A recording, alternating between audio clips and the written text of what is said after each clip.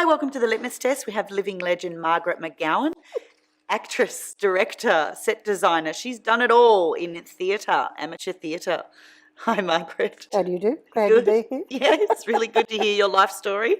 Well, when you asked me to come along, I dragged at all my various bits and pieces, and I find it quite terrifying. I've been on the coast for 43 years. Wow, that's my age. I just realised that, yeah, well, I came here when you were born. There you are. Two great events in the same year. It was a good year. It was a good year, yes. So you started out as a high school teacher, you and your husband? No, we started out as adult students at Wagga Teachers College for primary. And back then, if you went on to university, they paid for you to do it by correspondence. So we ended up as high school teachers, and we came here in 1972 as two English teachers. Well, Brian was English history, I was English drama at Erina and the Entrance. And ended up in drama. Moved straight into local theatre, of course. Phil Bennett tracked me down, the great Phil Bennett from Gosford Players tracked me down, and I went and directed The Importance of Being Earnest for them, which was my first show on the coast. So, no, we got involved with theatre at Teachers College, and as we moved around the bush, we were always in amateur theatre companies. So the moment we got to Gosford, that's what we did. So is your husband an actor as well? Brian was an actor until he got into politics. Right.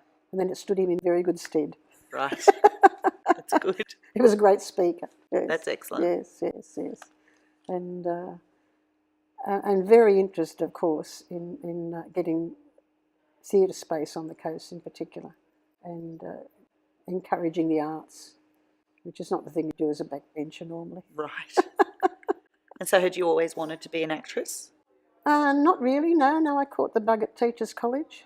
I doubt I'd ever seen very many stage shows at all. I remember the first stage show I saw, a friend realised I'd never seen live theatre, and she took me to see Paint Your Wagon in Sydney, and the chorus were the boys from the Borovansky Ballet, and they came out in little tight jeans with little picks and shovels, going, "Where are we going? We don't know. When will we get there? I'm not certain." And that was it. I thought, I'm never going to see live theatre again as long as I live.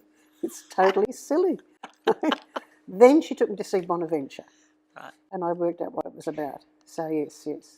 And Teachers College just gave us a chance to study drama for 2 years, basically. That's great. And go in a lot of Gilbert and Sullivan's and plays and things. And how did you learn directing? And I think you learn directing by doing it. I think it was Peter Hall said that the way you learn to be a director was you find a group of actors who are prepared to trust you, and you direct a play. But you learn as you go along. And I've been to all various, summer schools and weekend schools and things like that. And we've had some great directors, of course, come to the coast. Professional directors have been hired to come to the coast for various plays. So what's been your most interesting play or musical that you've been in? Goodness. Well, there's a list of over 100 to pick from. I started in plays, first of all, with Gosford Players. And then it would have been 79, I started writing a column for the local paper, a weekly voluntary column for the local paper to publicise local theatre. Called Centre Stage. Called Centre Stage. So I thought, well, I better find out what the others are doing. So I went along and worked with Gosford Musical Society, starting off in a pantomime as a pirate captain with a parrot on my shoulder. As you do. As you do. And I dressed early one Saturday, decided I'd save time, and I drove in my full pirate gear with a parrot on my shoulder, and I stopped at a stoplight, and the person in the car next to me nearly had an accident. Staring at your parrot. And then I went up to Wyong, and what did I do at Wyong? Let me think. Oh yes, I went to Wyong Drama Group, and they were doing a musical called Do I Hear a Waltz? And halfway through it, the director went to Tasmania. So I learned how to direct musicals very quickly. Wow. And years later, I did it again for Gosford Musical Society, Do I Hear a Waltz? Lovely Sondheim show, very nice. And then, of course, I got involved with Woiwod Little Theatre and did some shows with them. I think the big change came in the late 70s, early 80s, when Gosford was just exploding. The line was electrified just before we got here. And so Train Gosford, line. yep, the train line became electric all the way to Wyong. And so Gosford just started exploding as a commuter. And that meant new schools had to be built, and the new schools came with halls. There's a movie, the name I don't know about it, about the man who builds a baseball diamond and who says, if you build it, they will come. The same thing happens in theatre and performing arts. If there's a facility, then you'll get a theatre company will suddenly grow up to use it. So the Entrance Theatre Company the Entrance High School got the Dolphin Theatre, and you got the Dolphin Players. I think their first production was Hair, and they then morphed into the Entrance Theatre Company. Gosford Musical Society had been going, they were going when we got here, but they didn't have any home. They used to, well, you've talked to Ross, they used to go down the showground and build a theatre. I remember going down there and seeing Wilmer Eagle in Annie Get Your Gun in that makeshift theatre. The moment Laycock Street went up, well, they got the shed first, then they got Laycock Street Theatre, they had a home. Woiwod Little Theatre for years was the oldest established permanent floating theatre company on the coast, and eventually they settled into Woiwod Primary School. When they got their new school hall, Woiwod got a home. The Dolphin Theatre Company morphed into the Entrance Theatre Company, which then became I think it was a lot of them were going back and forth between GMS and the Entrance. The younger ones tended to go to the Entrance and do things like the Best Little Whorehouse in Texas, while GMS were doing the safer shows. So I think they sort of merged back again. And some of us stayed and started youth theatre, which was a very interesting sort of company because we used to get the parents involved as well. And that was back when you could use the school for nothing. Right. I mean, that was the heyday. The heyday of amateur theatre was when you get the school for nothing. You get it for rehearsal, get it for performance. We were given the keys to the Dolphin Theatre and the canteen. We'd have about 100 kids. We'd have some parents, cardboard sets, all that sort of thing, bits and pieces. And we just did the major musicals each year, starting with Oliver, of course, as you do. And unfortunately, the same with GMS. GMS had use of the Gosford High School Hall, which was that large structure, Pizza Hut type structure. And that was great. So they had a home. But unfortunately, the high schools were told that they had to raise money. Right. The global funding came in and the high school halls were no longer available cheaply. So I think that was the first major setback we had in amateur theatre. I'll just refer to my notes and I'll tell you how many theatre companies we've had. We had Gosford Players. They went for about 10 or 12 years in the Wombera Memorial Hall. We've had the Gosford Musical Society that are still going. Actually, they started as one company. Phil Bennett started the Gosford, I think it was Musical and Theatrical Society, and they carved off into the two. So you had Gosford Musical Society, and from Gosford Musical Society you got the GMS Juniors, and you got the travelling cabaret show, the GMS Minstrels. Then you had Wyong Drama Group, which was a very well-established group that had their own green room behind the Memorial Hall up there. They are now back performing in a school again. That's good. Gosford Players have disappeared. Then you got the Brisbane Water Theatre Company, which started off just using a lot of venues in Woiwod, doing firstly musicals, and then moved to the Quonset Hut at Arimba, which belonged to the university. And they did the real cutting-edge stuff. They did the Summer of the 17th Dole, Gulls, Black Rock, Aftershocks, the one about the Newcastle earthquake, Dimboola, that sort of thing. But then once the schools started to have to make money out of their facilities, I think it was, and insurance of course, I think that was the death of amateur theatricals. Musical theatre can still survive because they get the big audiences and they get the big casts, which brings in the big audiences. And so now you've got a group at Wyong, you've got Gosford Musical Society, both flourishing with musicals.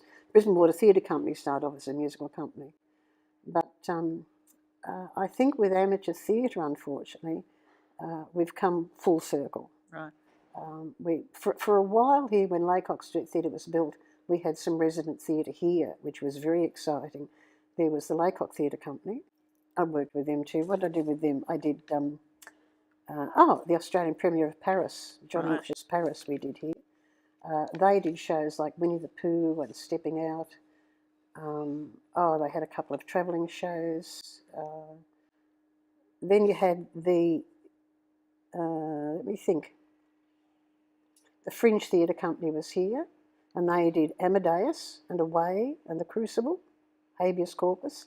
You sort of got this combination of theatre spaces being available and HSC drama. And all theatre companies did the same thing. Right. You put on the school play, right, and you got a huge audience. So we brought some of the 17th Doll here and packed the place. And you put on Shakespeare, and there are no royalties on Shakespeare. Right. So amateur drama sort of plugged along like that in flat-floored halls and fairly low rentals and using school facilities. I'm not too sure what happens now because we've come full circle. This place is too expensive now for amateur theatre companies. You've got to have a huge membership and a huge mob of parents who want to come and see you. So they can do youth in performing arts here. The dance schools can use it. And GMS, of course, brings in huge crowds, fills the house. For amateur theatre, I think things are a bit bleak. Right. Woiwur Little Theatre, which has been going forever, and which, of course, moved into the Peninsula Theatre when Council built it. I think they will go on from strength to strength because they've got a good, solid audience base and a very good company. And as far as I'm concerned, 44 years later, I've come full circle. I started out here at Wombrel Hall, which was a little flat-floored hall, little stage up one end, and now I'm part of Uniting Productions in a little flat-floored hall at the Uniting Church, which came about because of Alf Taylor, who's just got his Order of Australia for his contribution to theatre. And Alf got very annoyed that amateur theatre, just as theatre, was just not surviving. You can't get in here because it's too expensive for amateur theatre. So Alf went to the Uniting Church in Gosford, and I don't know how, but he talked them into a $20,000 grant, and they renovated their church hall with blackout curtains, beautiful LED lighting, a sound system. We put up curtains, and we started Uniting Productions. Alf and Mary Middleton and myself. Yep. And started Uniting Productions, which began in a very small way just to do acted readings for local playwrights. And we rake in local actors from all over the place and do some rehearsals and once a month put on an acted reading. It's sort of grown, and we've now done a couple of full productions, and we're now looking at doing 2 full productions each year, and the junior arm, the Juppies, is also doing productions. So the last one we did was a very successful version of Antigone, which was done on the flat floor, and with just the audience seated around it. And a bit of a gamble, Antigone by Sophocles. But the audience has loved it, and we've set the bar fairly high, I think. So the next one will be a play by Alex Broom, who's the founder of Short and Sweet, and that will be coming up later in the year. And the Juppies have just finished a very successful season of Snugglepot and Cuddle Pie. Right. And we've now actually started doing acted readings of children's plays. And so they did one last month. The young kids did one of Joan Dalglish's play, Mr. Incredible. And I'm not going to go through this because I realise how many are here. There's over 100 here. The Endress Theatre Company, the Woiwur Little Theatre, the Fringe Theatre, Laycock, the Fourth Wall, Youth Theatre, Oh, the Central Coast Theatre Academy, which was had a brief flowering of doing about 4 or 5 productions. And that's short and sweet. The Flash Festival at Woy Woy last year, and there you are.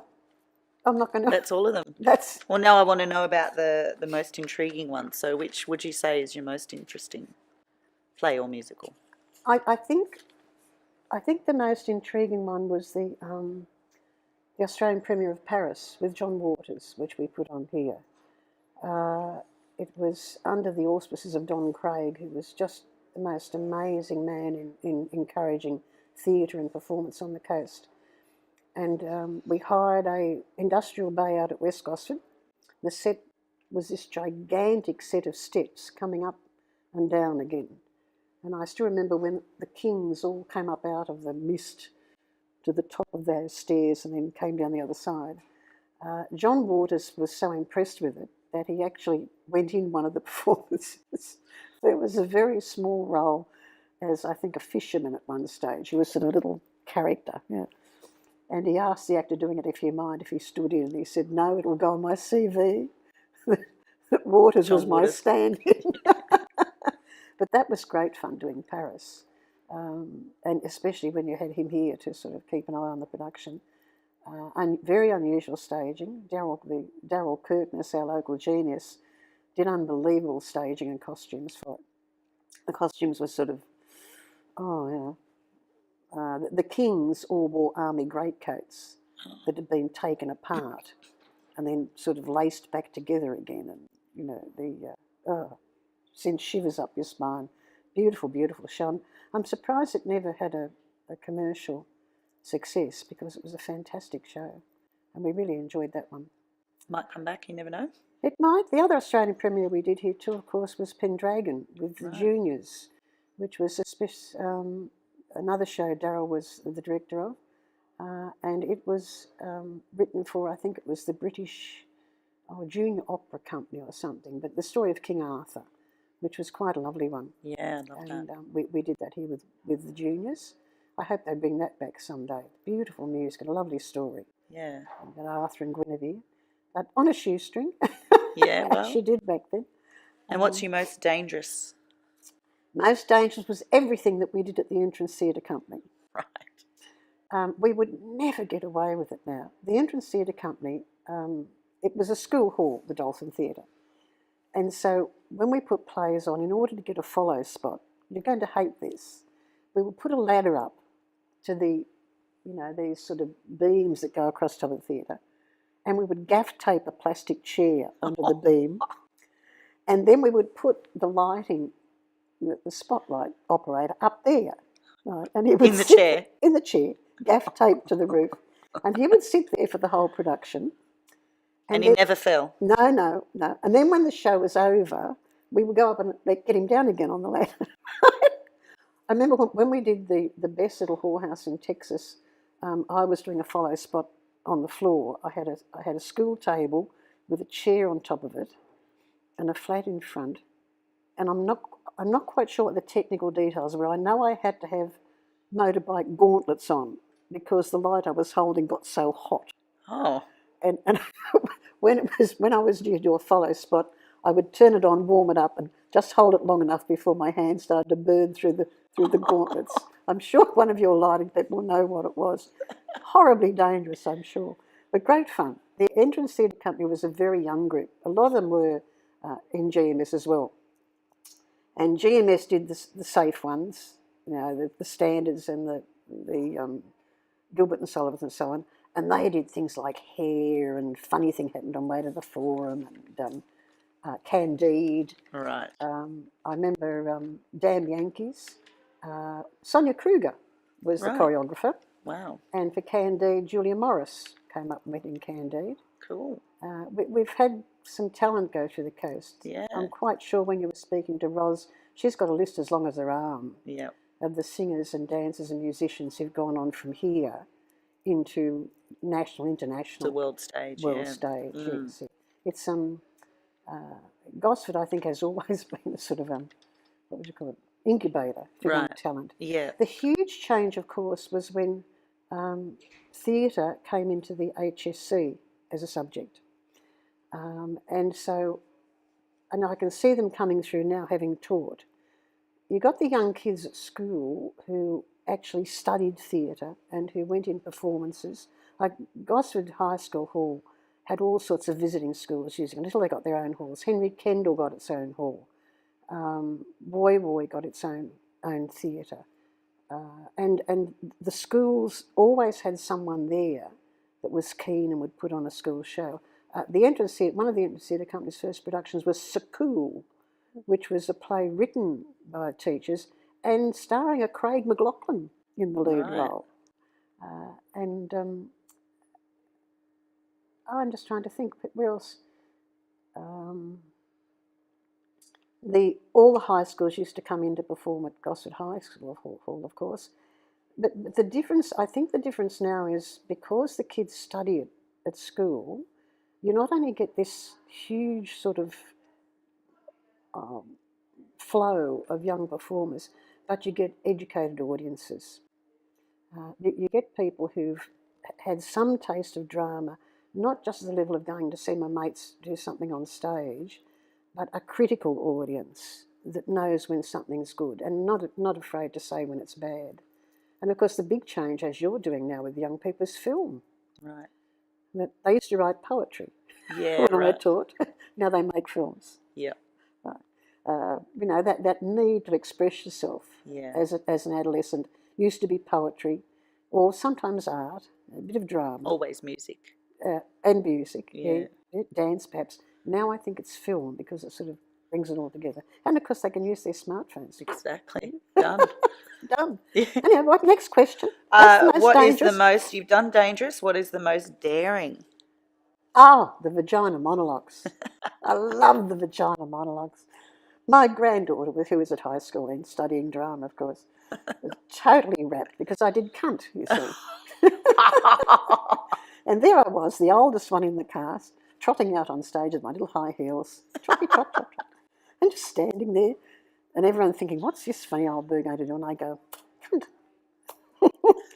And when they stopped roaring, I then had great fun. Wonderful show to be in. They did it here twice, and the 10th anniversary is coming up, so I hope there'll be a big reunion for that one next year. No, that was it. That's the high point. Right. You can't get much more daring than that. No. Although you said Texas, Little Whorehouse in Texas was pretty... Best Little Whorehouse in Texas was fun. What happened was that there was a scene in it. That was another turning point. There was a scene in Best Little Whorehouse in Texas which is set in a television studio. Watchdog knows and Watchdog sees sort of thing. And I didn't know anything about television studios, so I just went to Sydney and signed up with an agent. Oh. So I could see what a television studio looked like. Really? It was great fun for staging. What I did was I put a spotlight on stage and had lots of people hanging around with, gaff tape and cables and stuff hanging off them and clipboards and things and having cups of coffee and chewing gum on the sidelines and only coming to life when they got into the spotlight. So it was a real television studio. Right. But that sort of took me off into another tangent of doing a bit of work as an extra, film extra. Yep. And videos and TV ads and things, which was also fun. What's the funniest ad you've done? Oh, let me think. The funniest ad. Probably the one where I was advertising a plumbing company and they had me up to my waist in bubbles. Oh. Because the laundry flooded. But they couldn't make it work. Oh. Like they had a big plastic lined tub and they'd filled up with froth. And when they put the lights, all the froth would disappear. Oh, from the heat. So then we threw in lots of those little plastic bubbles you put in bean bags to float on it. Yeah. And that sort of worked. Right. And by the time they'd finished, I was sopping wet from the waist down and cold as could be. Yeah. Yes, it was a hard way to make a quid. The things you do, hey? Yes, things you do. No, I was usually cast as a lady bowler or one of those grandmothers or, that sort of thing. Were you the angry customer in my one, weren't you? $50 apple. Probably, Yeah, would have been. Yes. Oh, in yours, yes, angry customer, yes. And what's the most challenging one? I sort of got typecast as a little old lady. Yeah. That's so cute. which still rankles. And what's the most challenging one you've ever done? That What would was the have to hardest to prepare for? And be Beauty Queen of Lanarn right, at Warrigal Theatre, which required an Irish accent right, and a fellow actor who fortunately was Judy Jones, who was almost telepathic. It was just the most amazing production I've ever been in because it's Irish, in a bog poor Irish, in a hut, the sour spinster and a mother she can't stand. right, And most of the dialogue is in your head, right. really. I mean, we used to abuse each other off stage before you were on stage. Oh, you silly old cow! I hope you're dead tomorrow. Things like this. Oh, and then you just want me to die so you can have my favourite cup. I'm going to keep peeing in the sink. This sort of thing. And Get in character. Oh yeah. But the thing was, the opening scene is where she comes in from the shopping. And I used to make myself a cup of Complan, whatever this awful stuff was I drank, and I'd leave the dirty cup on the table next to me and I'd pretend to be asleep. And she'd come in and she'd bang all the cupboards, putting things away, and I could hear her thinking, she's done it again, the filthy old bitch, she hasn't washed a cup up, And one night she actually hit me with a tea towel, she got so angry. Really? But it was a lovely combination to be on stage with someone where you could just trust them so much. It only had a very small cast, only had about 4 in it, and that was the one I think I enjoyed. And of course the Irish accent. Yeah.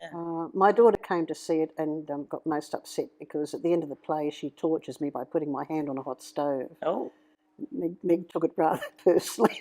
right. She was out in the foyer shaking like this at the end of the play. No. But no, that was the best, I think. I like that. Great. Did you have any scary ones? Have you been in any horrors? Ladies in Retirement, where I murdered murdered my mistress and shoved her in that oven by shoving her in the Charming. oven. Oh yes. Oh, gorgeous. How do you prepare for that role? No, you don't. No. That actually, Ladies in Retirement, we did with Warrigal Theatre, and Don Craig got a grant to bring some local amateur plays in. And so Warrigal Theatre came with, that was the first straight play here in the theatre, was Ladies in Retirement. So it was great. We did it at Warrigal on a tiny stage. And we came here on a very big stage. The most impressive thing about that was the acoustics. The acoustics here for live theatre are lovely. There was just one little scene in Ladies in Retirement where the servants onto it, she and the boyfriend are onto it, and they're going to blackmail me because they worked out I've murdered the mistress by shoving her in the gas oven, no, fuel stove oven. And she snuck out to meet the boyfriend, and she comes in late, and I had this sort of locket thing on my neck, a watch, and I clicked it open, and she froze because she heard the click, and you could hear the click all the way through the audience, all the way to the back. But lovely acoustics just for speaking here. I think the problem with musicals here is the orchestra pit, the Black Hole of Calcutta there, has to be boomed up so you can hear them, and it makes it. I don't know enough about sound, but I get the impression it puts a wall between the stage and the audience. Right. That sound from the orchestra, but it's a beautiful theatre for straight players. Yeah. Lovely. And what do you think the future of Australian theatre is? Grim. Grim? I think the professional companies now, the costs have gone through the roof. The costs for insurance, the costs for touring, everything's gone through the roof. And so they play it safe. Right. It's very difficult, I think, for anyone to get an original play on stage now. And the same ones turn up over and over again. It's almost safe, isn't it? Yeah. Yeah. And I suppose the new writers are going into film. Yep. I don't know about theatre. John Bill survives with Shakespeare. The broadcasts of National Theatre at the Evoca keep your hope alive. Right. That there always will be good professional theatre. Yeah. But I think it's going to be in the capital cities. Yep. I think the big theatre companies will only survive in capital cities. Or possibly major country towns, but you've got to have that big audience space because the costs of just doing it nowadays are so exorbitant. You can't put your spotlight operator on a gaff tape chair anymore. No, probably not. No. You've got to have a couple of $1 million worth of electronics nowadays. Yeah. And what about the junior theatre groups you were saying? It's That good was to have fun. them in. Yeah. Youth theatre, we did all the musicals, Oklahoma and Bye Bye Birdie, all that. Great fun. Lots of Vinnie's costumes, experts at adapting Vinnie's costumes and ripping things apart, putting them together. It was just an interesting company. The headmaster at the entrance had big problem with vandalism. And this was when you got the hall for nothing. And he gave us the keys to the Dolphin Theatre and the canteen and actually provided some lighting. They're very supportive. And I still keep in touch with some of the kids from there. Some of them moved into GMS when they got older. Like the young lad who was on lighting started his own business. That's good. In lighting. Yeah.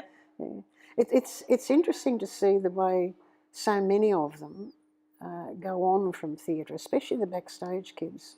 They go into those areas, those technical areas. Yeah. And of course the high schools now have courses. Right. They can do their certificate courses at Yeah. Brisbane Water College, things like that. So but I don't know. Amateur theatre stays alive in places like Warrigal Theatre because they've got a good venue, except for the air conditioner. Right. Which is so noisy. Noisy, yeah. And they've been there for so long. They're the oldest established floating theatre company on the coast, Right. that lot. And so they have a really solid core of actors and directors and backstage people and helpers, front of house people, and they've got a dedicated audience. But doing that from scratch nowadays, I think, is very difficult. There's just too much competition. Yeah. Television, film. And what's your theory about how a company needs to survive? Oh, you need to own it. That's or, easy. Yeah. You've got to own your own place. Right. Well, Nowra, where we came from, for instance, had a hall exactly like Wombrel Hall. I think they came from World War II or something, those halls. They were given out to country towns. And Newcastle had one the same. What Nowra players did, council gave them the land and that barracks, whatever they are, those halls. They cut it into three and they put in a foyer, some raked seating and a stage. We went back there about 20 years later and they had a 2-storey brick extension on the back of that theatre. Wow. Because they owned it. Right. So everything they owned was theirs. They weren't paying a council. Newcastle Theatre Company, where my son is the same. They had a couple of those halls, exactly the same as Wombrel Hall and Nowra. They added a foyer. They started with one. They added a foyer to it and put in some raked seating. And they had another one for their props and costumes, and there was a church hall on the back, but they owned it. Right. And they now have the most magnificent small theatre because they knocked down walls and built connecting sections and incorporated the church hall. And they've got a really beautiful theatre now. And they're totally self-sufficient. Right. But you can't survive in rented halls. That's it. No. See, we're very lucky with the Uniting Productions in that the church doesn't charge us rental. Yeah. We're under the umbrella of Outreach, the Outreach umbrella. Right. Well, you'd have the same trouble with C-Cup. Yeah. Finding premises is the problem. Yeah. The last question we had for you then is, how was your radio career in community radio? Oh, that was interesting. I was on the board for Coast Rock. Right. It's not called that anymore. When they got the other commercial radio station here. And I was also with the community radio, 2CCC FM. So they started up, I've got it written down somewhere, hang on. Wyong Drama Group got them going. Wyong Drama Group recorded their, I did write it down. Oh, yeah. My computer's on the blink. I can't read my writing. 82, I think it was, they started. 88? No, 89 it would have been they started. And Wyong Drama Group did the practice tapes for them, recorded the practice tapes for them. Right. So the moment the community radio station started, I went up there and did the same thing as I'd been doing in the paper. just did a weekly, oh, what I called it now, backstage show. Yep. And playing the songs from shows and talking about what was on the local theatre and all the rest of it, and interviewing people. And Would you handing give out tickets. critique and stuff? Would you? You never give critiques. You can't. No. Keep it nice. You make sure you spell everybody's name properly and you mention everyone. Yes, very nice. Very diplomatic. I once made the mistake of saying about a show here that the first act was a little slow. I never did it again. Right. No, no, truly. I was never a theatre critic. I was mainly a person that was trying to get bums on seats for local groups. But, back in the early days with Gossip Players, we did The Day and the Death of Joe Egg in the round. And Phil Bennett was a personal friend of Peter Williams from Sydney, who was the one who discovered Nicole Kidman. Right. And he came up and did a weekend workshop with us and then went away and then came back for the dress rehearsals. And Boywood Little Theatre came to a meeting that he had of the two local groups. And someone said to him, what do we do to get more bums on seats? And he said, what are you talking about? Well, how do we get more people to come to our shows? He said, you're amateur theatre, aren't you? And Pat said, yes. He said, well, if you played tennis, would you expect anyone other than your friends to come and watch it? Very matter of fact. Very matter of fact, yeah. So is that still relevant today? No. I think amateur theatre has morphed into community theatre. Yes. Which is, and it's mainly it costs a lot more. You can't do it anymore as a hobby. You really can't make sets out of cardboard and use clothing from Vinnie's. You can do it as a bit of fun for a school fundraiser or something, but you really can't run a theatre company that way anymore. It was a hobby for people before television. Right. Yeah. Well, before television became just so interesting, perhaps. No, nowadays, if you're going to be a theatre company, you're a community theatre company, and you've got to raise the money, and you've got to have somewhere to live and somewhere to work. And if you owned it, it would be a good start. And you've got to own it. Yeah. Oh, that's what I was talking about, was the Jonah Jones survey that Charlie Gosford did. And one of the brilliant suggestions in that, which I was so sorry never came to anything, was at that stage you had 4 or 5 local groups, and including the music people and the dance people. And the theory was that rather than spending a lot of money on a central performing arts centre, what you did was you gave each group a clubhouse. And it was big enough, like a green room, big enough to rehearse, have their meetings, all that sort of thing. And then you had one central performing space where the acting space was the size of the clubhouse. Right. So that people could clear the clubhouse out, rehearse a show, and then bring it into that central theatre. And what you had was like a central space which was equipped, and lots of these little peripheral green rooms, clubhouses around the place. Wouldn't that be lovely for you? That'd be great, yeah, we'd love that. Wouldn't you love that? And so, you might have, in one suburb, you might have a dance company in a hall like Wombrel Hall. Yeah. In another suburb, you'd have C Cup. It's a pity they're not giving away those army disposal huts anymore. Yeah, I reckon. We'd all be set, that'd be wouldn't great. Oh. But that would have been, I think that would have been the ideal. Yeah. Where you just had them, the way the sporting clubs do. You have a clubhouse. Yeah. But you see, the moment, what made GMS so successful was they got this block of land from the state government and put the shed up. Right. And once they had that home for rehearsals and storage and costumes, they never looked back. Right. You've got to have that home. You've got to have it. Yeah. And I don't know that funding goes that way anymore. I think they've just got so much choice, haven't they? Where to spend it? No. It's the fact that governments, councils, whatever, they don't want to spend money on something that's just practical. Right. They wouldn't subsidise you for a shed, right? They'd subsidise you for something like this, which had wall-to-wall carpet and leather chairs and, beautiful bar. Looked like a leagues club. That's what they see funding as. Yeah. Whereas, imagine what you could do with this. It was a big black space with a concrete floor. Yeah. Wow.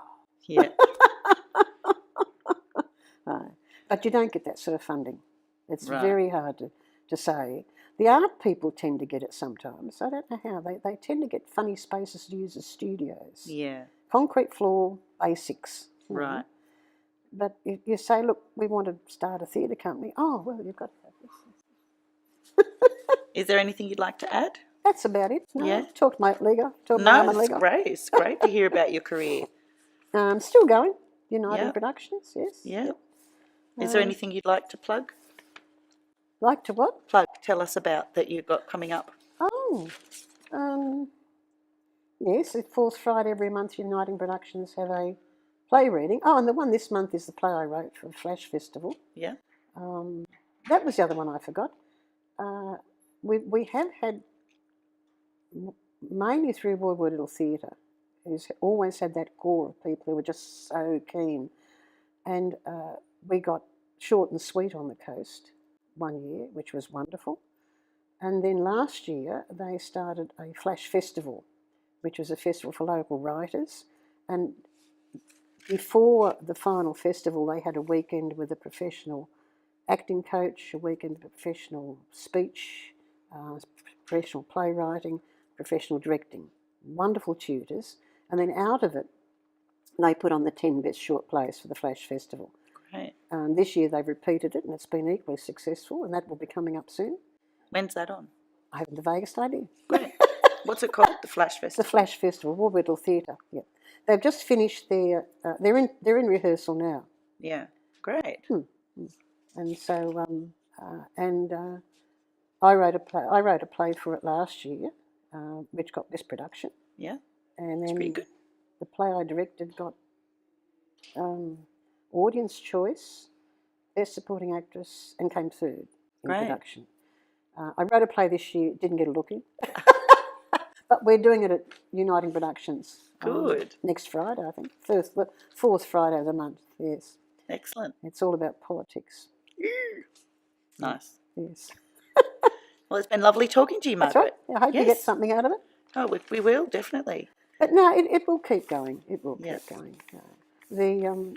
What I always find so very sad, and I mean I've been involved in lots of other organisations like Multi Arts Confederation and the Theatre Board and what have you. But anyone involved with performing arts always gets so angry that they don't get as much credibility as sport. Right.